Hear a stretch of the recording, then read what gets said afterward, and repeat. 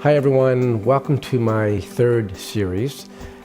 Last session we did talk about our business planning and I touched slightly on goals and vision. I want to expand on that a little bit. Start number one with the end in mind. How much money do you want to make and work backwards?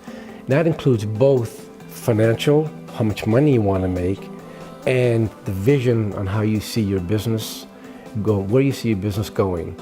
Because if you don't have an idea at the end of the day how much money you want to make and the reasons why you want to make that kind of money, because that's what's going to drive you, you'll be a little bit lost. So we want to make sure we have that clear. Write it down, of course. That's very, very important. We all know that there's a far greater chance of you succeeding your goals if you write them down.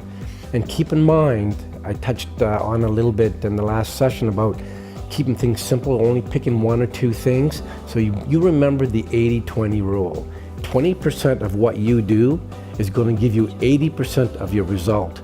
So keep it simple. Pick the things that you're going to be comfortable with, do them a lot and do them well in order to build that database to where you want to take your career. That database is key, but initially you might not feel you know enough people, you haven't proven yourself yet. Please don't be discouraged if your friends don't use you that first year. They're going to watch you and see how you're going to do at first. Keep in touch with them. But so you're going to do one or two other things.